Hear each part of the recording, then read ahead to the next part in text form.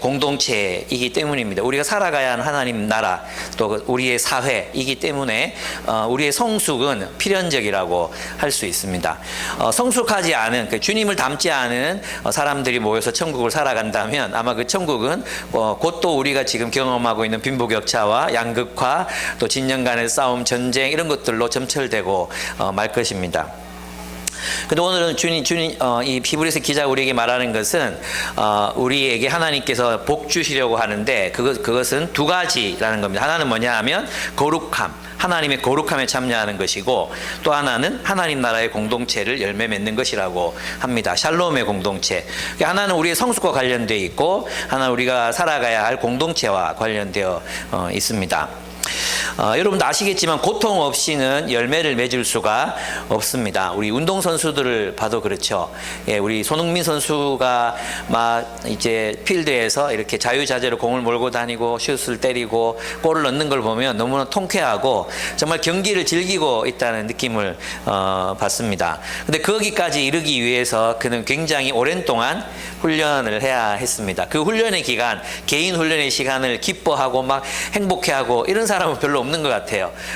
그러나 성실하게 그 일을 잘 감당했기 때문에 그는 필드에 이제 황태자가 될 수 있었습니다. 공부도 그렇고 독서도 그렇습니다. 모든 우리를 행복하게 하고 건강하게 기쁘게 만드는 그 모든 것들은 그 고통, 고난, 훈련을 전제로 하고 있습니다. 고통 없이 열매를 주는 것들이 있습니다. 고통 없이 쾌락을 주고 고통 없이 행복하게 만드는 것들이 있죠. 예, 그것들은 모두 중독적인 것들입니다. 그것은 우리를 파괴합니다. 알코올, 게임, 또 포르노, 약물, 이 모든 것들, 그것은 고통 없이 우리에게 행복을 전해주지만, 그러나 그 행복은 우리를 곧 파괴시키는 고통에 도달하게 한다는 거죠. 우리가 함께 읽은 불안 세대에도 그런 내용들이 나옵니다. 아이들이 이제 부모의 보호 없이 자기들끼리 투닥투닥 하면서 이제 싸우고 놀아봐야 된다는 거죠. 부모님의 보호 없이 막 자기들끼리 놀아봐야 돼. 그러면서 그들은 룰을 만들기도 하고, 또 때로는 소외됐다가 다시 끼어들기도 하고, 싸웠다가 그 다음날 다시 만나서 행복하게 지내기도 하는 이런 갈등과 어려움의 시간들을 보내봐야 건강하게 이제 어른이 돼서 사회생활을 할 수 있다는 것이었습니다. 그런데 오늘날 우리 아이들은 이제 이런 훈련이 없이 청소년기를 지나가고 있습니다. 옛날 같으면 야구하다가 오징어 각생하다가 싸우기도 하고 다투기도 하고 그러면서 너 빠져 이랬다가 끼워줘 이러면서 이제 우리는 그 어떤 인간관계의 어려움들을 극복하는 방법들을 배웠고, 싸워도 잘 지낼 수 있다, 싸워도 우리는 친구다, 이런 것들을 배우면서 컸어요. 그러나 오늘날 우리가 살아가는 이 사회에서는 운동장에서 노는 아이들을 찾아볼 수가 없습니다. 왜? 다 학원에 가니까. 운동장에서 노는 아이들은 돈이 없어서 학원에 못 보내는 아이들이 운동장에서 혼자 놀고 있는 경우들이 많습니다. 그렇죠. 그래서 그런 훈련 없이 아이들이 자라다 보니까 애들은 이제 SNS, 쇼츠, 인스타그램, 틱톡, 릴스, 인터넷 게임 이런 것들에 빠져듭니다. 결국 그것은 우리를 약화시킬 수밖에 없었고, 지금 아이들은 인간관계 문제에 굉장히 심각한 어려움들을 겪고 있는 중입니다. 그래서 한번 갈등이 생기면 해결할 줄을 모르고, 또 갈등이 생기면 그걸 뚫고 들어갈 줄을 모르는 아이들이 점점 더 많아지고 있습니다. 초등학교에서도 그렇다고 합니다. 이제 아이들이 잘 못 지내는 아이들이 있잖아요. 그러면 옛날 같이 조금 노력해서 무리지어 있는 애들한테 이렇게 들어가기도 하고 또 다른 그룹에 끼기도 하고 이런 능력들이 있었는데, 지금 아이들은 부모가 도와주지 않으면 전혀 그런 새로운 인간관계를 맺을 수 없는 아이들이 점점 더 늘어나고 있다고 해요.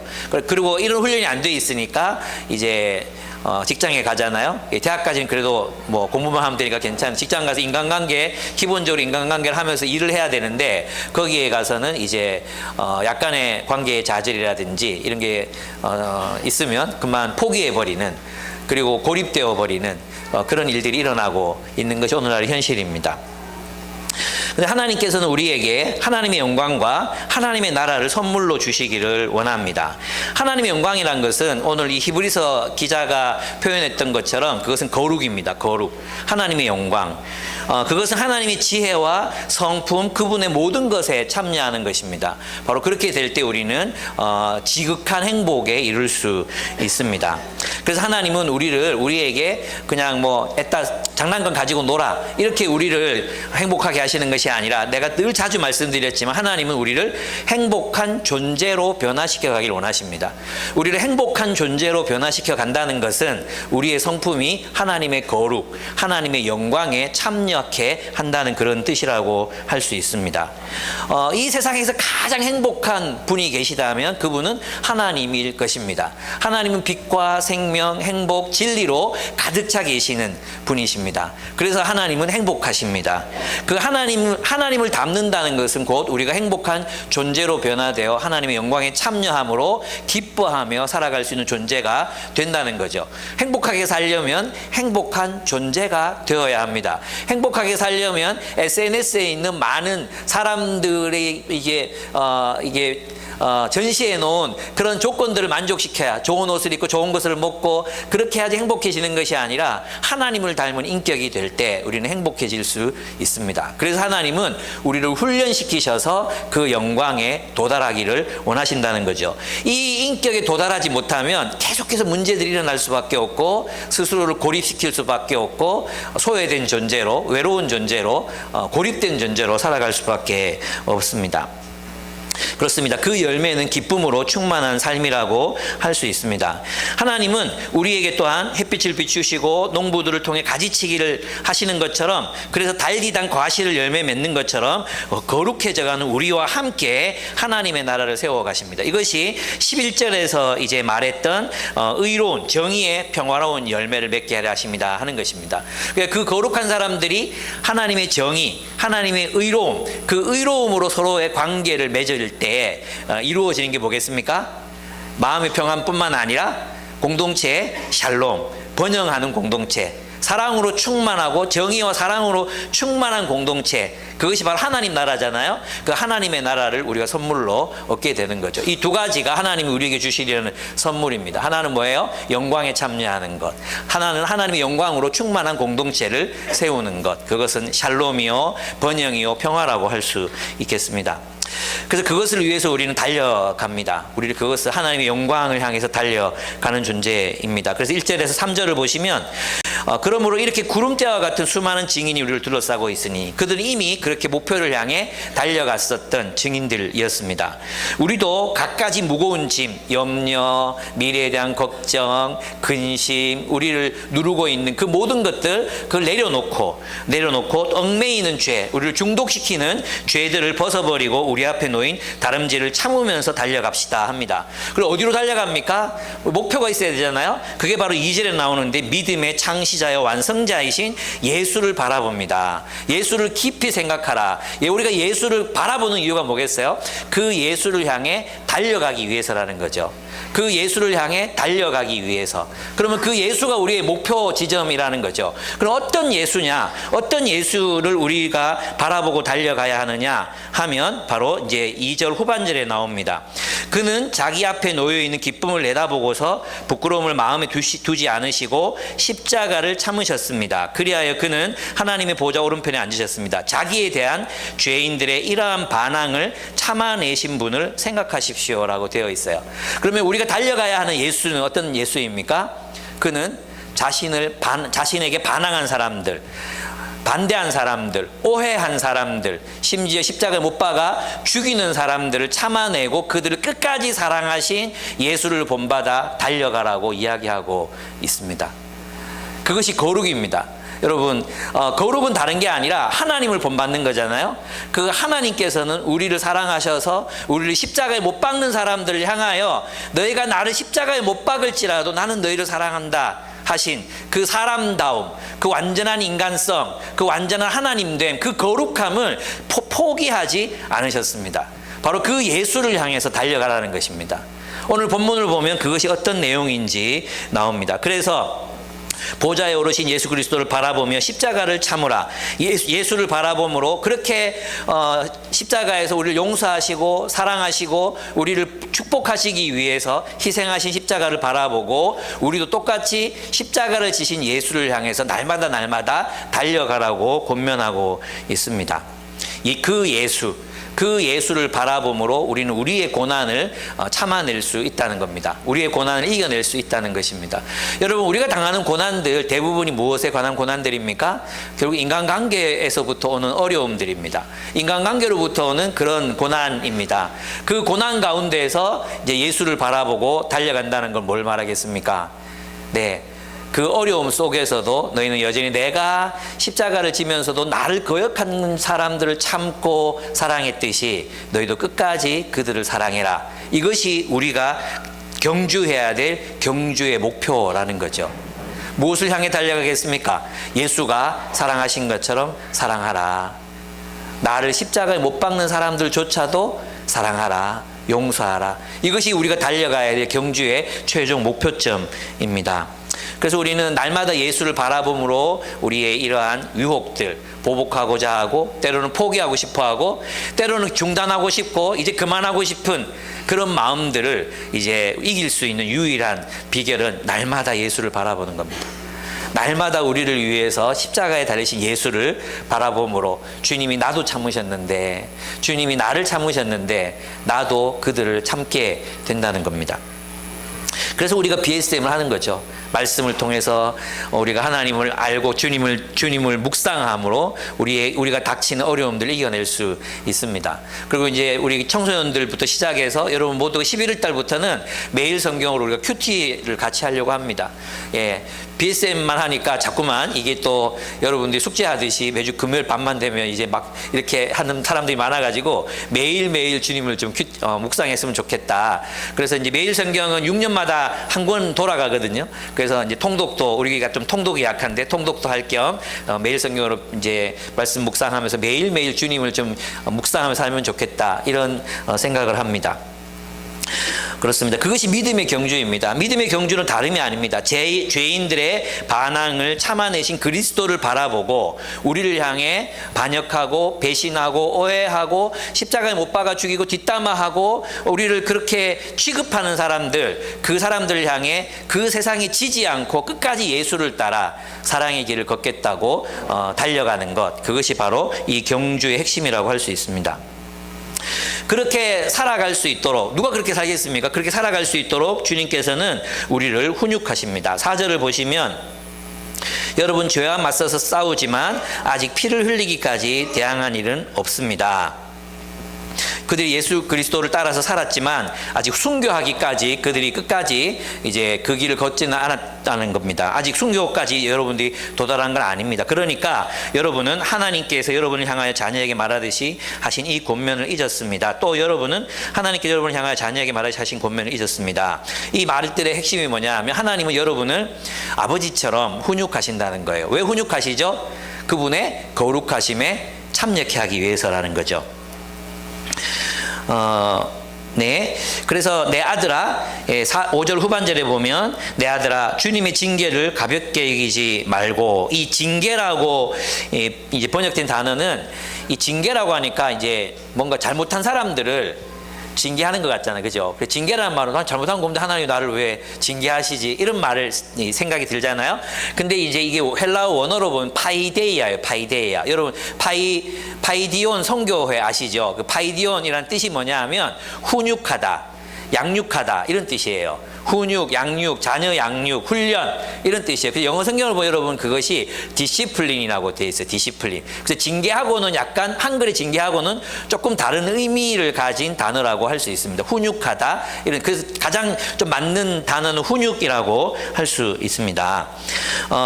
그렇습니다. 파이데이아 훈련, 양육, 가정교육이라는 뜻을 가지고 있습니다. 하나님이 우리를 훈련하시는데 무엇으로 훈련하십니까? 고난을 통해서 훈련하십니다. 고난을 통해서 훈련하십니다.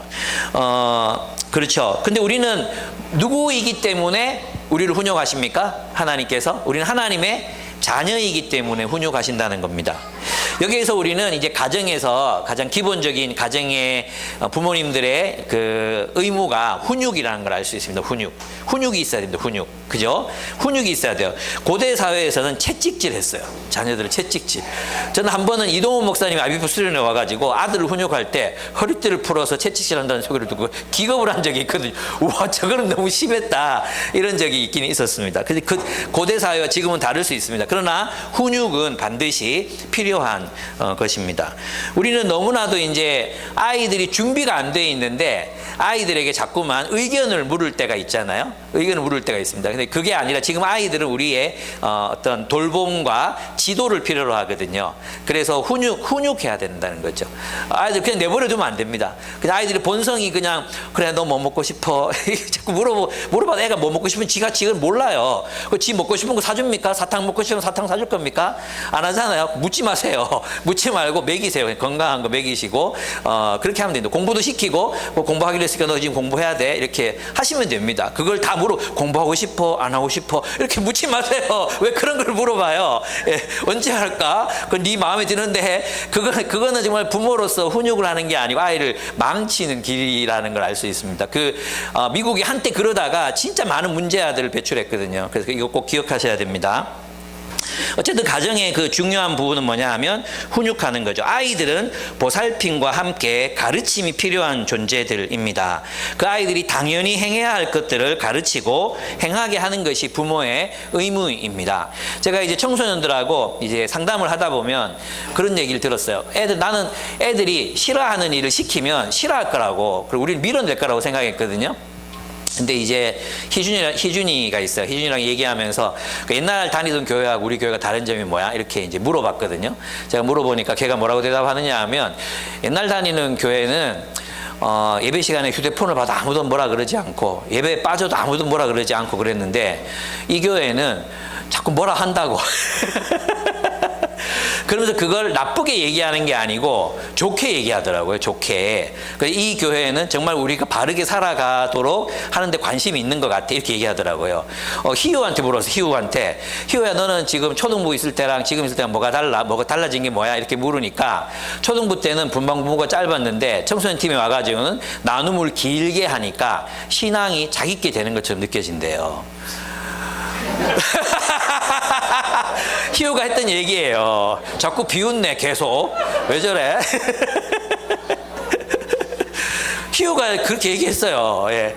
그게 무슨 뜻이겠습니까? 우리는 생각할 때 빨리 초그룹 모임도 빨리 끝내주고 지들 하는 막 게임 하러 보내주고 이러면 좋아할 것 같잖아요. 애들도 본능적으로 알아요. 그것이 무엇을 위한 일인지를 안단 말이에요.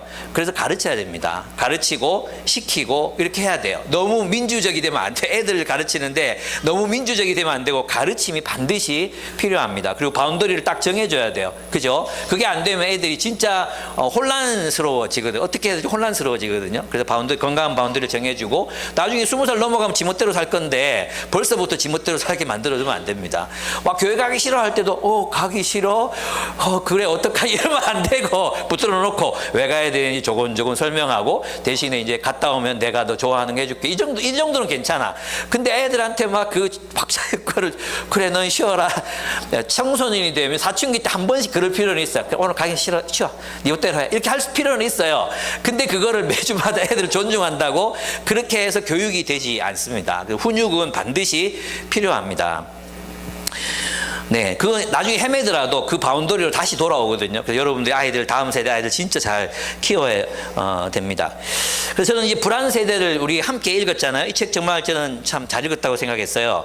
함께 읽으면서 인상적이었던 부분들이 있었습니다. 그게 뭡니까? 현실 세계에서 우리가 과대 보호를 하고 있고, 즉 낯선 사람 따라가지 마라, 해지면 돌아라, 친구들도 못 놀게 하잖아요. 그렇게 하면서 온라인 세계에서는 과소 보호를 하고 있다는 거예요. 그 안에서 무슨 일이 일어나는지 우리 알 수도 없고 그냥 내버려 두고 있잖아요. 예, 이것을 우리가 이제는 좀 통제해야 될 것 같아요. 그래서 우리 계속해서 우리 청소년 아이들한테 하고 있는 얘기는 11월부터는 교회 공간에서는 폰을 못 쓴다. 그래 이걸 다 집어넣고 절대 안 쓰기로 하자. 이렇게 해서 했는데 애들이 생각보다 다 동의하더라고요. 예, 다 동의해가지고 이제 11월부터는 그렇게 하기로 했습니다. 그리고 이제 훈련도 더 강화되죠. 매일 성경도 해야 되고 기도 일기도 써야 됩니다. 이제는 정말 우리 아이들 진짜 제대로 안 키우면 이렇게 키워도 교회 떠날래 애들이 있을 거예요. 이렇게 해도. 예. 근데 막 실컷 이제 뭐 이런 훈련 없이 이제 대학을 또 보내놓으면 아이들이 거의 대부분 다 신앙을 떠나기 때문에 어쨌든 아이들이 이것을 기뻐할 수 있고 즐거워할 수 있도록 우리가 잘 가르칠 필요가 있겠다 생각합니다. 그렇습니다. 그런데 하나님이 바로 그렇게 우리를 훈육하신다는 것입니다. 하나님은 우리의 유익을 위해서 이제 훈육하시는데, 첫째는 뭐냐 하면 자기의 거룩하심에 참여하게 하시기 위해서 우리를 훈육하십니다. 10절을 보겠습니다. 10절을 보시면 육신의 아버지는 잠시 동안 자기들의 생각대로 우리를 훈육하였지만 하나님께서는 우리를 자기의 거룩하심에 참여하게 하시려고 우리에게 유익이 되도록 징계하십니다. 우리를 훈련하시는데 그 훈련의 목표가 뭐죠? 그분의 거룩하심에 참여케 하기 위함이다 라고 말합니다. 그리고 두 번째는 나중에는 이것으로 훈련받은 사람들에게 정의의 평화로운 열매를 맺게 합니다. 이렇게 얘기했어요. 두 가지죠. 하나는 뭐냐 하면 거룩함, 우리의 인격과 성품과 지혜와 모든 것이 하나님의 영광에 참여하는 것, 하나님을 닮는 것, 하나님의 자녀로 신화, 하나님화, 하나님을 닮는, 하나님처럼 되는 것, 그것이 하나의 목표이고, 또 하나는 뭐예요? 정의로운 평화의 열매, 정의의 평화로운 열매를 맺게 하십니다. 이것은 공동체 안에서 맺혀지는 열매입니다. 근데 여러분이 주석을 찾아보시면 왜 고난을 통해서 우리를 훈련하시나 있죠? 왜 고난을 통해서 우리를 훈련하시나가 바로 이 목적이거든요. 거룩함에 참여하는 것과 그 다음에 정의의 평화로운 열매를 맺게 하는 건데, 정의의 평화로운 열매를 잘 설명한 주석이 없어요. 보셨습니까? 어떤 부분들은 개인의 내면적인 열매라고 표현하는데, 사실은 이 정의라는 말 자체가 개인의 내면에서 이루어지는 게 아니거든요. 그리고 평화의 열매라는 것도 내적 평안을 말하는 게 아니에요. 이 구약이나 신약에서도 내적 평안을 말하는 게 아니라 무엇을 말하는 겁니까? 예, 우리 공동체 안에서 이루어지는 샬롬, 사회적인 번영과 축복과 사랑의 정의가 실현된 공동체의 상태를 샬롬이라고 얘기하거든요. 그 에이레네를 말하는 겁니다. 그것을 열매 맺게 하려 함이라. 이 두 가지가 우리에게 주시는 하나님의 선물이라는 거죠. 예, 사람들이 성화되지도 않은 채, 거룩하지도 않은 채 우리를 이렇게 천국이라는 곳에 보내놓으면 그 천국은 금방 또 지옥처럼 변해버리고 말 거예요. 그래서 이 성숙함이라는 훈련을 주님이 우리에게 뭘 주심으로? 고난을 통해서 진짜가 되어가게 하신다는 겁니다. 진짜 열매 맺어야 된다는 겁니다. 그렇죠. 그래서 첫 번째, 이 자기의 거룩하심에 참여하게 하신다 그랬는데, 이 거룩함이 뭡니까? 하나님은 하나님의 백성들을, 우리를 부르실 때 내가 거룩하니 너희도 거룩하라 하셨죠. 내가 거룩하니 너희도 거룩하라. 그리고 우리를 하나님 닮은 거룩한 백성이 되게 하시기 위해서 우리에게 뭘 주셨죠? 율법을 주셨잖아요. 그죠? 그래서 거룩한 백성이 된다, 하나님을 닮은 거룩한 백성이 된다는 것은 하나님의 율법을 따라 살아가는 사람들이 된다는 거죠. 근데 그 율법이 뭐예요? 우리는 그 율법을 더 초월한 삶을 살아야 되는, 더 능가하는 삶을 살아야 되는데, 그게 뭡니까? 하나님을 사랑하고 이웃을 내 몸처럼 사랑하는 거죠. 하나님의 거룩하심, 하나님이 우리와 구별되심, 하나님이 우리와 분리되심은 저 하늘에 우리가 범접치 못할 어떤 곳에, 손닿지 못할 어떤 곳에서 우리를 내려다보시면서 이 물질적이고 똥 싸고 오줌 싸는 더러운 것들을 하면서 바라보시는 그런 거룩함이 아니라, 하나님의 거룩하심은 어디서 드러났습니까? 십자가의 사랑으로 드러난 거룩이에요. 하나님은 우리를 사랑하시잖아요. 하나님은 어떻게 거룩하십니까? 요한일서에서 요한복음에서 하나님은 사랑이시다. 하나님은 사랑이시다. 하나님이 우리와 어떻게 구별되십니까? 이기적인 우리와 어떻게 구별되시는 존재이십니까? 어떻게 거룩하신 존재이십니까? 거룩이라는 뜻은 분리되다는 뜻이거든요. 우리와 어떻게 구별되시고 분리되고 계십니까? 아무도 감히 넘볼 수 없는 사랑으로 우리를 사랑하시는 그 사랑이 하나님의 거룩하심인 것이죠. 왜? 하나님께서 우리가 거룩하라고 뭘 주셨어요? 율법을 주셨잖아요. 율법의 완성은 무엇입니까? 사랑이죠. 그 사랑을 온몸으로 보여주신 분이 누구십니까? 예수님이십니다. 예수님의 사랑은 우리들에게 어떻게 드러났습니까? 십자가를 지는 사랑으로 드러났습니다.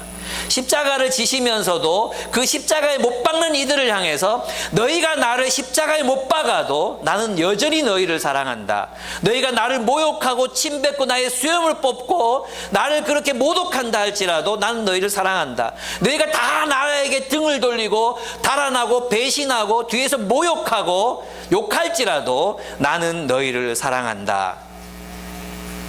그분의 거룩하심은 십자가 앞에서 십자가에서 드러났던 거죠.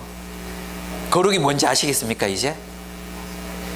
거룩은 우리가 누군가를 뜨겁게 사랑하는 것입니다. 기꺼이 고통받으면서도 고통 가운데에서도 포기하지 않고 그를 예수 그리스도의 사랑으로 사랑하는 것입니다.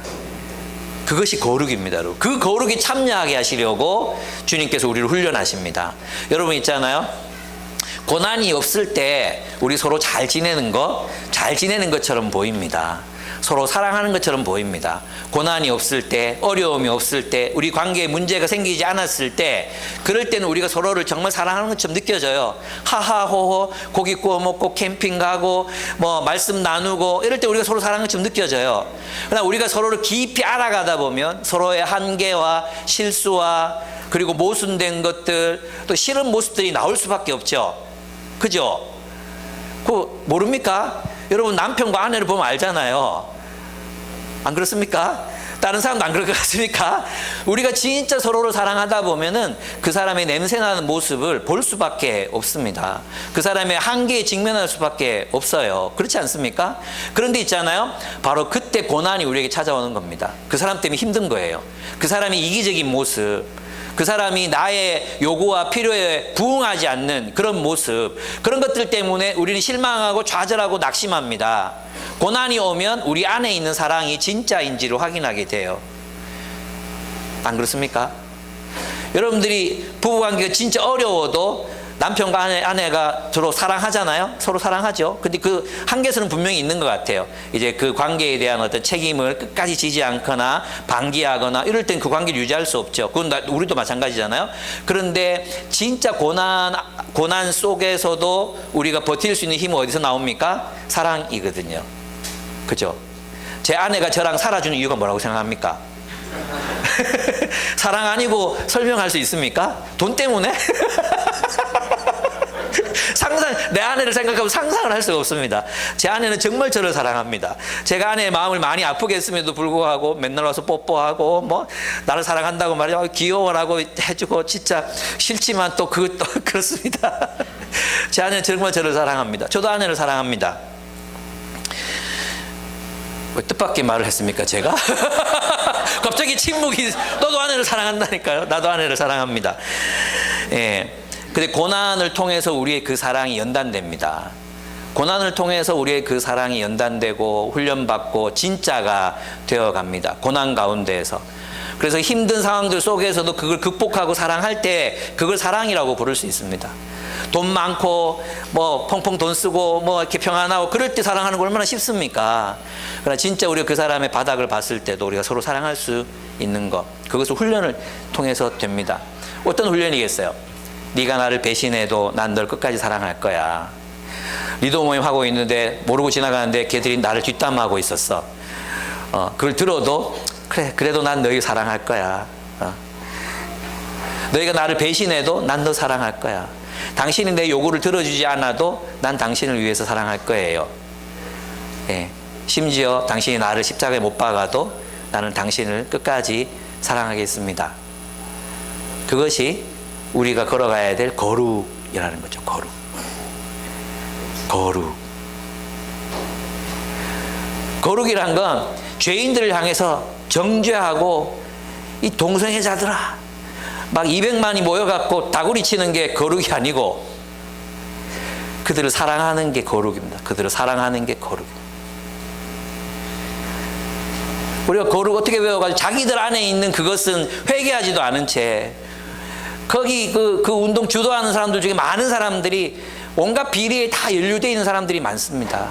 근데 그런 사람들 한국 교회를 대표하면서 다른 사람을 향해서 정죄하고 비판하고 그 소수자들을 향해서 경멸의 집회를 벌이는 것은 하나님이 원하시는 게 아니에요. 십자군 운동은 하나님이 원하시는 게 아닙니다. 힘으로 우리의 어떤 것들을 관철하려는 것, 그 동기도 얼마나 이기적입니까? 우리를 지키겠다는 거 아닙니까? 우리가 뭐 법적으로 고소당해서 동성애 비판한다고 고소당해서 우리가 피해받는 거 원하지 않는다. 그런 동기로 저기 모인다는 것, 한 50만 모였나 모르겠는데 그것은 하나님 원하시는 뜻이 절대 될 수 없습니다. 우리는 사랑해야 합니다. 여러분 이렇게 보면 우리는 얼마나 거룩하지 못해요. 그죠? 우리 거룩이라는 걸 자꾸만 있잖아요. 자기 의에 사로잡혀가지고 남을 정죄하는 게 거룩이라고 생각한다니까요. 죄 지은 사람을 향해서 날카롭게 비판하고 이것이 거룩이라고 생각한다니까요. 거룩은 그게 아니라 자신을 향해 못 박는 사람을 향해서도 사랑한다고 고백하는 것이, 그리고 진짜로 그들을 사랑해 그들을 위해서 사랑의 기도를 올려드릴 수 있는 것이 거룩입니다. 여러분이 그렇게 거룩해져서 서로를 사랑하시기를 바랍니다. 예. 두 번째로 우리가 그렇게 살 때 하나님 우리에게 그 고난을 주시는 이유, 그 고난을 통한 훈육을 우리에게 베푸시는 이유가 뭐냐 하면 정의의 평화로운 열매를 맺게 하신다는 겁니다. 여기서 이 의롭다는 것, 칭의라는 것도 이제 연구되면서 이제 많이 밝혀졌잖아요. 그게 뭐냐 하면 제가 이제 니제이 굽타가 쓴 신약의 언어들이라는 책이 있는데 언젠가 필독서로 같이 한번 읽어봤으면 좋겠다 이런 생각이 드는 책입니다. 여기에 보면 이렇게 되어 있습니다. 의롭다는 것은 타인을 향해 무엇이 선하고 옳은지의 기준에 따라 살고 행동하는 것이다. 의롭다는 것은 타인을 향해 무엇이 선하고 옳은지의 기준에 따라 살고 행동하는 것이다. 좀 쉽게 말하면은 의롭다는 것은 관계에 대한 거라는 겁니다. 관계. 내가 사회적 약자를 어떤 태도로 대하는가, 우리가 서로를 어떻게 대하는가, 우리가 원수를 어떻게 대하는가, 우리가 공동체 지체들을 어떻게 대하는가, 그 관계에 대한 것이 의로움이라는 거예요. 의로움은 법정적으로 넌 처벌받아야 돼, 정죄하는 목표가 아니라 의로움이란 관계를 바르게 세우는 것, 그것이 의로움, 정의라는 말의 원래 의미예요. 그래서 이 정의라는 말을 어떻게 표현되어 있냐 하면, 의인이라는 말은 깨끗한 양심을 가지고 무엇이 옳은지의 기준에 따라 신실하게 살려고 애쓰고 세상에 정의가 이루어지는데 마음을 쓰는 자가 바로 의인이라는 뜻입니다. 그래서 하나님의 나라는 정직, 의로움인데 정직, 공평, 자비와 정의로 하나님과 서로를 향해 올바르게 살아감으로써 정의를 구현하는 사회와 백성을 말한다. 이게 하나님의 나라는 하나님의 정의와 정의를 구현하는 사회와 백성. 그러면 의롭게 살아야 되는 그 의로움이 뭐냐 하면 정직, 공평, 자비, 정의로 서로를 향해 올바른 그 태도로 서로를 대하는 이런 공동체가 정의로운 공동체. 그럼 그 정의를 따라 살면, 그 의로움을 따라 살면 무엇이 실현되겠어요? 샬롬, 평화가 실현되는 거죠. 그 평화의 공동체를 이제 보상으로 얻게 된다는 것을 말합니다. 그래서 니제이 굽타는 계속해서, 이름 참 좋죠. 니제이 굽타. 뭔가 신비롭고 이국적이고 낯설지 않습니까? 니제이 굽타. 예. 이분은 또 이렇게 얘기합니다. 신약은 정의는 하나님을 떠나 깨어진 이 세상에 샬롬, 평화를 실현하게 하는 하나님의 능력과 지혜라고 할 수 있습니다. 그리고 하나님의 능력과 지혜는 메시아 예수를 통해서 실현되었습니다. 신약은 이렇게 말해요. 신약은 의에 관한 이야기이고 의는 종교적 경건이 아니다, 이렇게 말해요. 신약은 의에 관한 이야기이고, 그리고 의는 종교적 근거는 아니다. 정의는 정직, 투명성, 개인적 신실함, 관계에서의 신실함, 세상 속에서 정의를 구하는 것, 타인에게 자비와 긍휼을 베푸는 것, 소외된 자들을 배려하는 것이다 라고 말합니다. 하나님께서 주 예수 그리스도를 우리에게 보내신 이유는 바로 제자들의 공동체가 그분의 통치를 따라 행함으로, 의를 행함으로 평화의 나라를 이루기 원하셨기 때문입니다. 그래서 주님은 우리 공동체를 어떻게 변화시켜 가십니까? 고난을 통해서, 우리 개인들의 고난을 통해서 거룩해진 사람들, 주님의 사랑으로 훈련받은 사람들이 서로를 사랑함으로 의롭게 행함으로 샬롬의 공동체를 세상 속에 세우기를 원하신다는 것이죠. 이것이 주님께서 고난이라는 훈육을 통해서 우리에게 달성하시고자 하는 목표가 거기 있습니다. 그러니까 우리도 그곳을 향해 달려가야 되겠죠. 그죠? 우리가 경주를 해야 돼. 경주를 해야 되는데 목표를 모르면 안 되잖아요. 그 목표 지점이 어디라는 거예요? 그 목표 지점이 십자가에 달리셔서 자신을 거역한 자들을 참으시고 끝까지 사랑하신 예수를 향해 달려가는 거예요. 그럼 그렇게 달려가면 이루어지는 게 뭐예요? 우리 안에 우리의 인격에 거룩이 이루어지고 영광에 참여하게 되고, 또 하나는 뭐예요? 영광스러운 공동체, 샬롬이 이루어진 번영과 축복의 공동체를 선물로 받게 된다는 거죠. 그래서 너희는 포기하지 말고 그곳으로 달려가라고 이야기하고 있습니다. 그렇습니다. 그래서 우리는 함께 일어나서 이 경주에 참여해야 한다는 것입니다. 하나님의 훈육의 목표는 고난 속에서도 정의를 행하는 거예요. 내가 고난을 받잖아요. 사람들이 나를 욕해.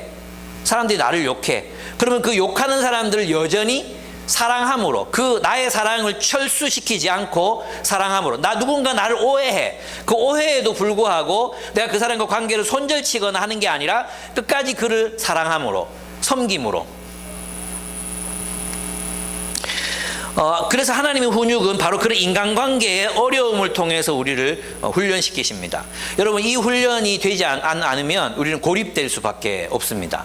이 훈련이 되지 않으면 우리가 힘든 사람, 성격이 맞지 않는 사람, 나랑 스타일이 다른 사람, 때로는 그의 죄성을 아직 극복하지 못했어. 그래서 이기적이야. 어리석은 판단을 해. 그런 사람을 내가 사랑하면서 내가 그 나의 한계를 넘어봐야 되는 거죠.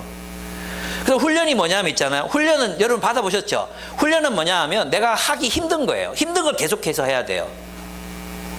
안 그렇습니까? 이미 잘하고 있는 걸 계속 훈련하는 게 아니에요.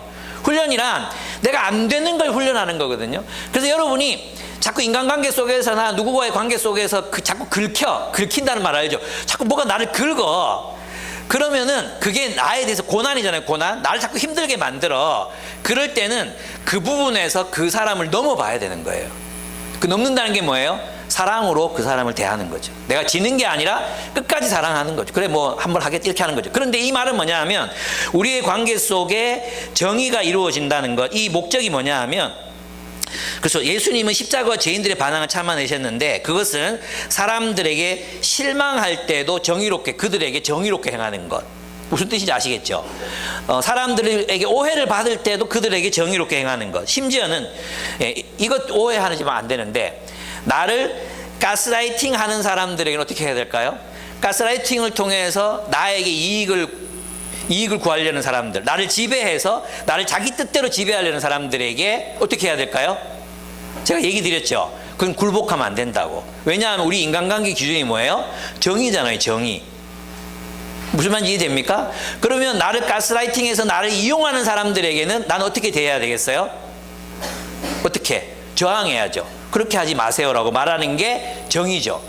무슨 말인지 이해됩니까? 그래서 가스라이팅과 섬김은 어떻게 다른가? 제가 지난 시간에 한번 얘기했죠. 이제 까먹었죠, 또 벌써. 가스라이팅은 뭐냐 하면, 가스라이팅 당한다는 건 뭐냐 하면 상대방의 요구에 그냥 굴복하는 게 가스라이팅이에요. 섬김은 뭐냐 하면 내가 주도적으로 그를 어떻게 섬길지를 결정하고 섬기는 거예요. 심지어 나를 가스라이팅 하는 사람에게도 너 뭐 이렇게 뭐 이렇게 해줘, 저런 뭐 이렇게 할 거 아니야. 그리스도인에서 그런 것도 안 해. 뭐 너는 참된 그리스도인 아닌가? 이런 가스라이팅 한다 쳐. 그럴 때 눈 똑바로 뜨고 그 사람 바라보면서 당신이 요구하는 그 모든 것을 내가 다 들을 수는 없고 당신이 요구 필요한 것 같으니까 이 부분은 제가 도와드릴 수 있어요라고 말하는 게 섬김이에요. 그래서 있잖아요. 주도권이 하나님 앞에서 나에게 있으면 섬김이지만 상대방에게 주도권이 있으면 가스라이팅이 되는 거예요. 그래서 여러분들이 모든 관계들 속에서 이것이 하나님이 원하시는 올바른 관계의 인간을 항상 생각해야 돼요. 예. 그게 뭐 결혼도 마찬가지고 모든 인간관계가. 그렇다면 거기에서 우리는 부당한 대우에 대해서 노라고 말할 줄 알아야 되고, 그리고 모든 우리를 힘들게 하는, 그럼에도 불구하고 그 가스라이팅 당하는 사람을 향해서 여전히 사랑의 자세로 대하는 것, 이것이 필요하죠. 그래서 저는 이제 이게 잘 안 되는 공간이 저에게는 이제 페이스북이에요. 페이스북에서 저는 원수들을 많이 만납니다. 원수들을 많이 만나고 나를 모욕하는 사람, 나는 별 욕도 안 했는데 막 욕하고 있잖아요. 함부로 막 심판하고 좌파 빨갱이, 뭐 인본주의자, 별 희한한 소리 다 듣거든요. 그리고 이런 소리도 들어봐서 당신의 영혼을 돌보십시오. 진짜 미친 새끼가 진짜 막 내가 이렇게 말하면 나는 지는 거예요. 그래서 이제 저도 옛날에 하도 많이 해봐가지고 이제는 그만합시다 하고 그쳤는데, 그곳에서도 내가 평화의 언어를 사용할 수 있어야 되겠다. 그리고 이 사람들 내가 친구가 될 필요가 있겠다, 이런 생각이 많이 들었어요.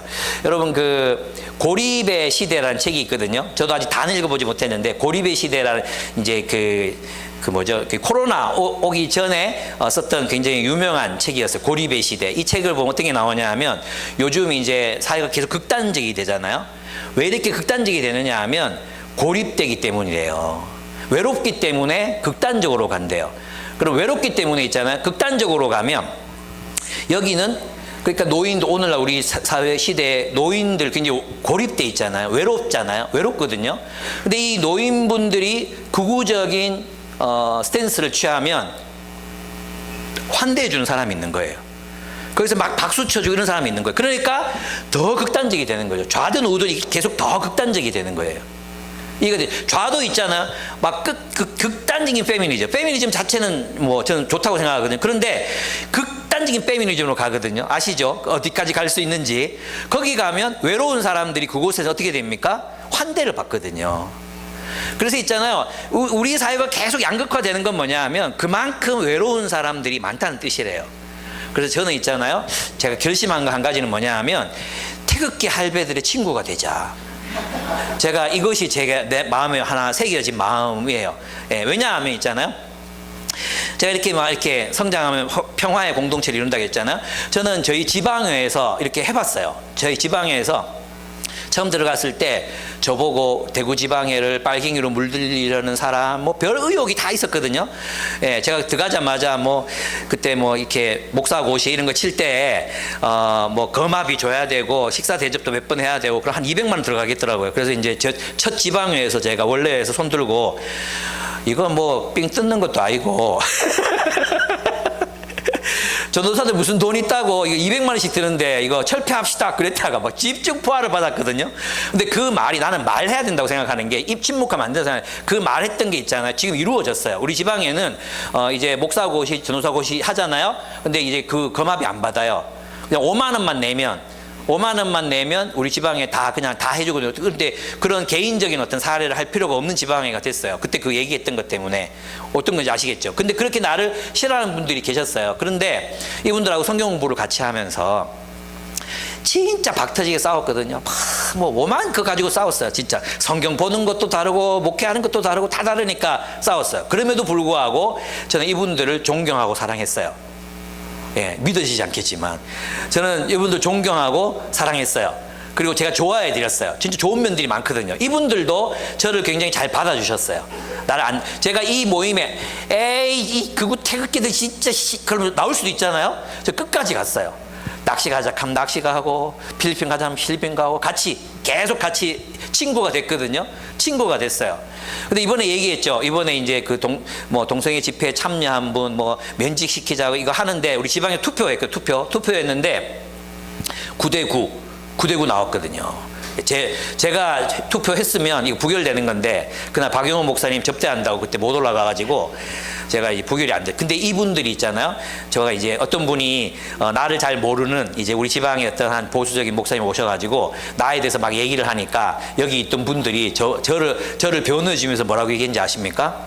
이 김유보 목사님 그런 분이 아니고 사도 바울 같은 사람이다. 함부로 그러지 마라. 이렇게 얘기해 주셨어요. 그래, 왜 사도 바울이냐 이러니까, 바울이 그 대적들, 막 이렇게 반대하는 사람들 그렇게 논쟁하면서도 그들 품었잖아. 이분이 그런 분이다 하면서 막 얘기해 줬어요. 잘 살았죠? 네. 그게 뭐예요? 정의의 평화로운 열매를 맺는 거죠. 예. 저는 우리가 함께 있으면 진짜 좋아요. 저는 있잖아, 이분들을 친구로 얻었어요. 진짜 뭐 대학교 동기들도 있고 막 그렇지만 그분들도 참 좋은 분들이지만 저는 이분들이 저를 정말 사랑해 주는 걸 느끼거든요. 진짜 제가 이렇게 가면 저를 정말 좋아하고 사랑해줘요. 저도 그분들이 너무 좋아요. 예. 그래서 낚시 가가지고 막 알다마 이렇게 차에다 걸어놓고 드립커피 내려 마시면서 6070, 7080 팝송 들으면서 있잖아요.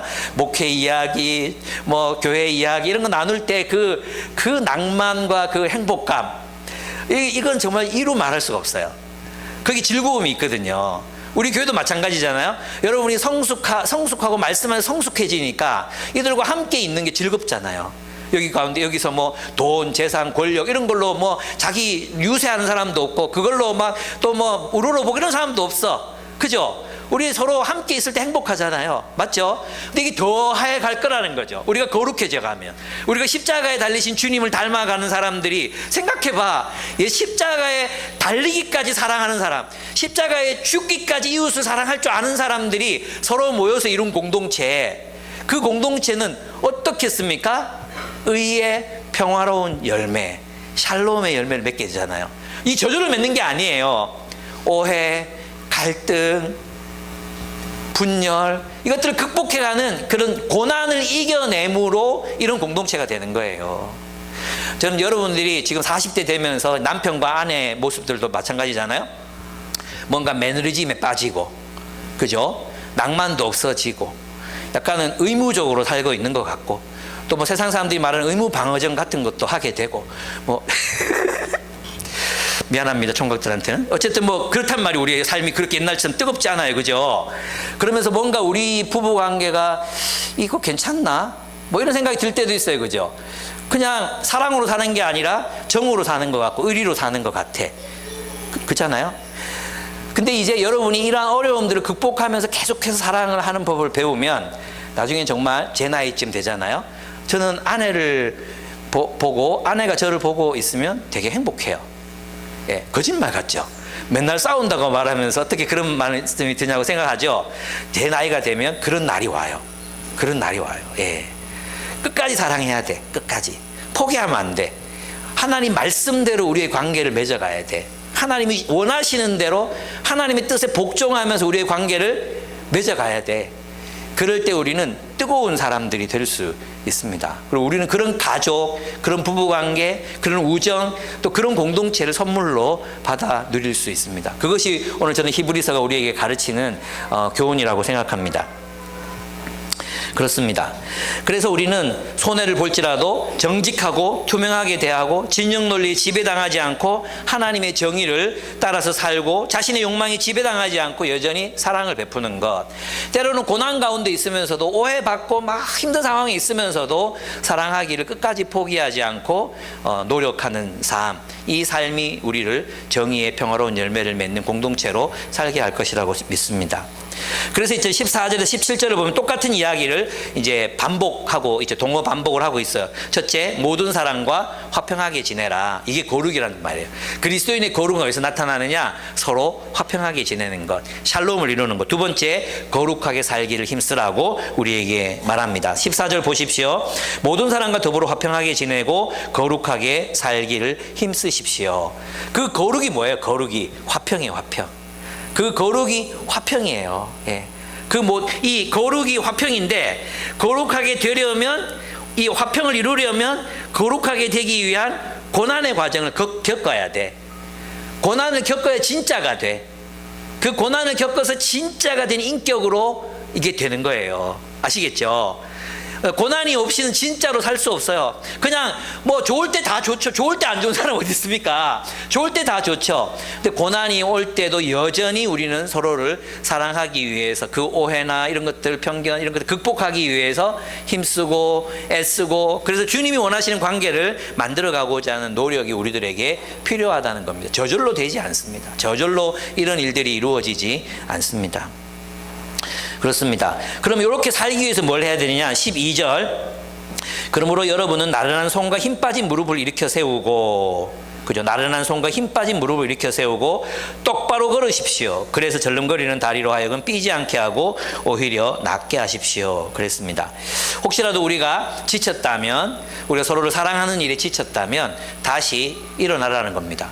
우리가 혹시라도 서로 지쳤어요. 피로해졌어요. 그럼 다시 일으키라는 거예요. 또 두 번째는 뭐냐 하면 똑바로 걸으라 그랬잖아요. 근데 개역개정이 원문에 가까운데 너희 발을 위하여 고든 길을 만들어 저는 다리로 하여금 어그러지지 않고 고침을 받게 하라 그랬어요. 근데 여기서 이제 원래 이것이 어떤 뜻이냐 하면, 왜 저는 다리는 계속 힘들잖아요. 힘들어서 전다고 생각하잖아요. 뭐 삐거나 피곤해서 전다고 생각하잖아요. 그게 아니라 길이 삐뚤삐뚤삐뚤 하기 때문에 전다는 뜻이에요. 무슨 뜻인지 아시겠죠? 그래서 있잖아요. 길을 곱게 만들어라. 이 말이 뭐냐 하면 너희가 세상으로 갔다가 또 뭐 이게 막 이렇게 헤매면 너희 그걸 전다는 표현을 쓴 거예요. 이쪽에 갔다가 저쪽에 갔다가 쩔뚝쩔뚝 그러지 말고 길을 곱게 만들어라. 그 말이 뭡니까? 정의롭게 살아라. 관계에서 정직하게 행해라. 진실하게 행해라. 사랑으로 살아라. 이 모든 거예요. 손해보더라도 너희가 정직해서 손해보더라도 진실해서 오해를 받더라도 그리고 정의롭게 살아서 사람들에게 오히려 손가락질을 받을 때라도 너희를 사람들이 왕따 시킬 때라도 너희는 정의로운 길을 걸어라. 사람의 길을 걸어라. 끝까지 참된 사람으로 사셨던 예수님처럼 십자가에서도 그를 못 받는 자들을 향해서도 나는 여전히 너희를 사랑한다고 말씀하셨던 예수님처럼 너희의 길을 곱게 만들고 그 길을 걸어가라. 주님께서 우리에게 가르치시고 계십니다. 그렇습니다. 그래서 너희는 쓴뿌리 주의해라는 겁니다. 이 쓴뿌리가 뭐겠어요? 포기하려는 거죠. 포기. 하나님 나라를 약속으로 받았음에도 불구하고 그 하나님 나라를 포기하고 세상으로 돌아가는 거예요. 에서처럼. 여러분 여기서 보면 에서가 왜 축복을 받지 못하고 회개할 기회를 얻지 못했다 그랬는데 이 회개할 기회가 뭐냐 하면 아버지 이삭의 축복을 다시 되돌릴 수 없었다. 이런 뜻으로 회개라는 말을 썼어요. 고침받지 못했다. 이런 뜻이에요. 그러니까 이 에서가 하나님께로 돌아올 기회를 얻지 못했다. 이런 뜻이 아니고 아버지의 축복을 되돌릴 수 없었다. 이런 뜻이에요. 그러면 야곱은 왜 축복받았느냐? 야곱은 왜 하나님은 아까 우리 재원 형제가 얘기했잖아요. 처음부터 끝까지를 다 아시는 분이잖아요. 복중에 있을 때부터 야곱이 어떤 존재인지를 아셨죠. 야곱이 그럼 왜 장자의 축복을 그렇게도 간절히 바랬고 에서는 왜 장자의 축복을 바라지 않았냐? 중요한 게 뭐겠어요? 야곱이 바랬던 건 뭐냐 하면 아브라함과 이삭에게 주어주셨던 언약적 축복이었어요. 언약적 축복. 그래서 이삭이 야곱을 축복할 때 네가 재산이 많아지고 내 재산의 4분의 3을 가지게 될 것이고 이렇게 말 안 해요. 너희 모든 민족이 너를 섬기리라고 말하거든요. 너희는 모든 민족의 아비가 되고 모든 민족이 너를 섬기리라. 그러나 그것은 하나님께서 아브라함에게 주셨던 하나님 나라의 약속이었거든요. 그래서 야곱의 마음속에는 그 하나님 나라의 유업을 이어받겠다는 욕망이 있었어요. 근데 에서에게는 이게 중요하지 않았거든요. 그래서 장자권 그건 뭐라고 네 가져가라 이렇게 되는 거예요. 예. 근데 놀라운 건 뭔지 아십니까? 장자권을 있잖아요. 야곱이 가져갔다고 해서 이삭의 재산을 장자에게 주는 재산권 있죠. 4분의 3인가 뭐 줘야 되잖아요. 뭐 그 정확하게 모르겠는데 그것을 야곱이 받지 않습니다. 에서가 받아요. 무슨 뜻인지 아시겠죠? 그러니까 세상적인 축복은 에서가 다 받아요. 그런데 야곱은 누구한테 받습니까? 하나님한테 받아요. 야곱이 장자의 축복을 갖다고 해서 뺏었다고 해서 이삭의 재산들을 야곱이 가져간 게 아니에요. 야곱은 혼자 도망가요. 도망갔는데 하나님이 어떻게 하십니까? 그를 에서보다 더 큰 부자로 만들어 주시는 거예요. 무슨 뜻인지 아시겠죠?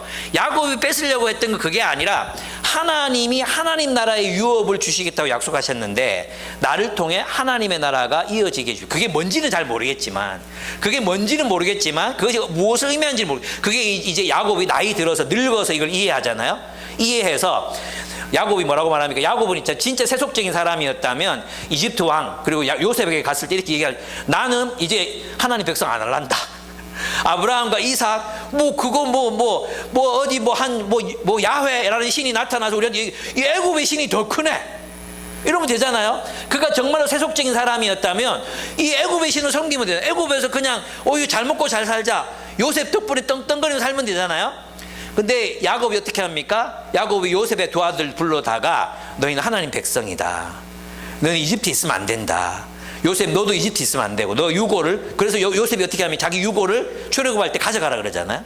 그 400년 후에 그 요셉의 유고를 300 몇 년 후에 요셉의 유고를 들고 나갑니다. 그러니까 야곱이 진짜로 바랬던 것은 세속적인 축복이라기보다도 하나님 나라의 유업을 받기를 원했던 마음의 장자의 축복을 원했던 거죠. 이해가 되시죠? 예. 왜? 야곱은 이삭의 재산을 하나도 가져가지 못했어요. 하나님이 축복하신 하나님이. 예. 그렇습니다. 그러니까 말은 무슨 말이냐 하면 하나님의 나라를 아무것도 아닌 걸로 보고 버리지 말라는 거예요.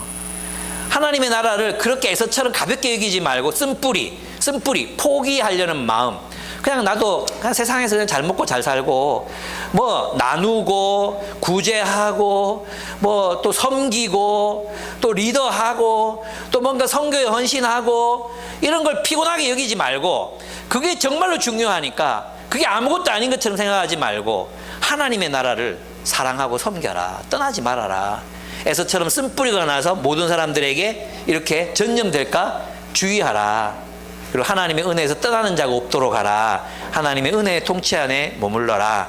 이것이 히브리서의 기자가 우리에게 말씀해 주는 것입니다. 말씀을 맺겠습니다. 우리 고난을 훈련으로 바꿉시다. 여러분이 가정에서 또 사회에서 세상 속에서 계속해서 뭔가 불편하고 어렵고 힘든 일들이 있잖아요. 그게 훈련이라고 생각하십시오. 그리고 내가 이 사람을 더 사랑해야 되는구나. 내가 더 사랑해야 되는구나. 우리 아내가 나를 위해서 뭘 잘 못해. 그러면 여러분은 예수님까지 못 가더라도 최수정처럼 사세요. 최수정을 하나의 모델로 삼고 그래 이건 평생 동안 내가 해야 되는 거지 생각하고 세탁기 돌리고 벗어놓은 빨래 치우고 하면 되는 거예요. 그거 있잖아요. 지나고 나면 별거 아니에요. 그걸로 화내고 이럴 필요 없어요. 그냥 그렇게 평생을 사세요. 괜찮아요. 양심이 있으면 지도 하겠지 이렇게 생각하고 하는 거예요. 자매들도 마찬가지로 형제가 진짜 못 고치고 막 이런 거 있을 수 있잖아요. 결정적인 거 말고 막 그런 게 있으면 그거 참으세요. 참고 또 사세요. 섬기세요. 원하는 거 해주세요. 그러다 보면 양심이 있으면 또 하나님이 기도하세요. 그거 깨달아야 되잖아요. 하나님이 저 인간을 좀 깨닫게 해주세요. 내가 이렇게 헌신하고 있는 걸 깨닫게 해주세요. 어느 순간 깨닫게 됩니다. 저도 어느 순간 있잖아요. 제가 그렇더라고. 내가 너무 심했구나. 그 생각이 너무 늦게 들어가지고 죄송한데 그 생각이 들더라고요. 내가 잘해야지. 진짜 고생 많이 했다. 왜 남자들은 그런 게 50 넘어서 그런 생각이 들까요? 자매들은 되게 절망인가? 50대를 얼마나 멀었어? 진짜 나 때문에 고생했구나. 내가 정말 너무 귀한 사람 만났구나. 이런 생각을 어느 순간 하게 됩니다. 일찍 30대에 깨달은 사람은 복이 있을진저. 여러분 십자가를 지는 삶. 결국 우리가 달려가야 될 삶의 목표, 경주의 목표가 뭐냐? 십자가다. 십자가. 사랑이다. 이거 잊어버리지 말고 이 경주를 끝까지 잘 감당하시는 여러분들이 되시기를 바랍니다. 그리고 그 열매는 축복입니다. 그 열매는 행복이고 자유고 해방이며 기쁨입니다. 저는 조금씩 그것을 맛봅니다. 조금씩 맛봅니다. 좋습니다. 그래서 좋고요. 행복합니다. 여러분 저와 함께 이 길을 끝까지 좀 걸어가서 여러분이 정말 거룩해지는 모습도 보고 싶고 여러분이 서로를 더 뜨겁게 사랑하는 모습, 포기하지 않는 모습도 보고 싶습니다. 그 열매를 우리 함께 포기하지 말고 맺어가신 저와 여러분 되시기를 축복합니다. 우리 함께 기도하겠습니다. 우리 다리에서 다 일어나서 기도하겠습니다. 우리 주님 앞에 나는 이 길 잘 걸어가고 있나? 나는 이 경주를 잘 달려가고 있나? 그 목표 지점이신 예수 그리스도의 십자가 지시기까지 우리를 용서하시고 십자가 지시기까지 우리를 사랑하시고 십자가를 지시기까지 자기를 희생하신 그 사랑으로까지 우리가 달려가고 있나? 우리가 맺는 관계는 정의로운가? 내가 사람과 사람을 대할 때 정말 내가 그렇게 사랑의 마음으로 주님이 원하시는 마음으로 서로를 대하고 있나? 내 마음에서 배제한 사람, 혐오하고 있는 사람, 혹은 또 손절한 사람은 없는가 돌아보면서 그러나 여전히 원수라도 사랑하라 하셨는데 사랑의 마음 잃지 말자.